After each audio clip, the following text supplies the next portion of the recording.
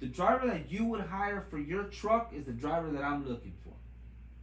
The driver if you have a truck and you want that truck moving, whatever person you want to hire for that truck is the same person I'm looking for.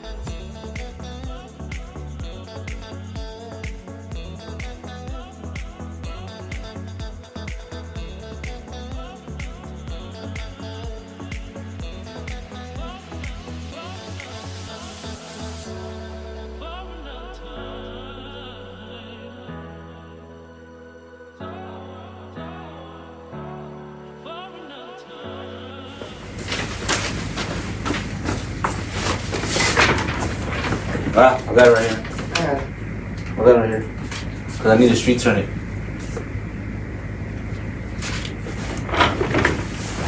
We've only delivered one of the wines so far. Do we have anybody else on them? Yes, I got the other two dispatched. I got one more that I have not dispatched.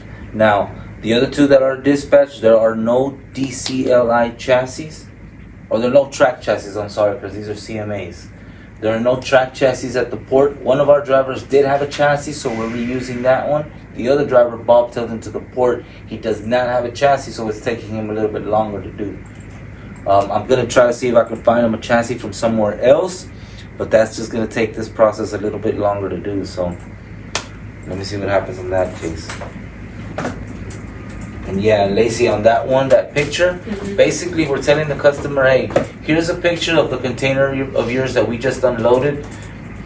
You know, I know the customer's not at fault. We know the warehouse is not at fault because that's like on top. You know what I mean? It's just, we don't want the steamship line to bill the customer 30 to 45 days later. Hey, by the way, the container that you had was damaged. Right. You know, we reported, like yesterday, we outgated the container yesterday. And then today, which is just one day later, we're unloading it. And we have proof that we're unloading it today because the POD is going to have today's date. So everything's going to go hand in hand, in sequence. That way the steamship line can't argue that, hey, yeah, they did something or whatever. Plus, if there's rust inside of the container, typically, like in this picture, you don't probably need that. But if there's rust out, like around the damage, that's probably old. So it's nobody's fault. It's been that way. They just didn't fix it. Because you're not going to get corrosion on something fresh. Right. Oh, yeah. And then I'm going to write damaged hole on top of container. And then I'm going to put that in the system as well so that whenever you get the billing side of it later, you're able to see that. But in a nutshell, it's basically container by container you have to keep track of. And you have to tell the customer, you know, this is what we're doing, this is what we're not doing, and so on and so on. Right. And sometimes you have scenarios like, for instance, Maersk right now. I'm having to check every single container to see if it's an off-hire or not because they're not telling us anything.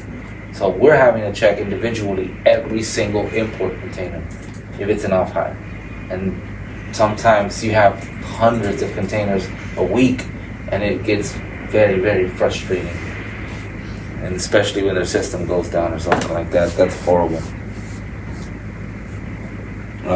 Yeah. Returnlocation.com, you find everything. And pretty much. No.